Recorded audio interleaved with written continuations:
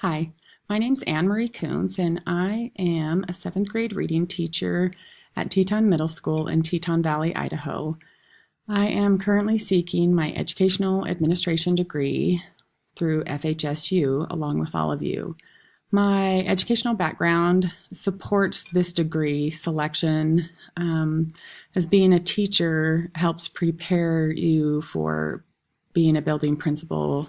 And I think it's helpful by having teaching experience to understand what your staff would be going through.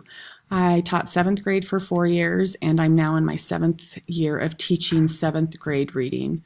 Some of my strengths and weaknesses with regards to school finance are, first, my weaknesses are that I don't have much experience dealing with finance as far as school is concerned, short of the grants that I've applied for, having to allocate the funds that I've been awarded through the grants, and then turning in receipts and explaining to the funding party how those funds have been allocated. That's kind of my only experience as far as educational finance goes.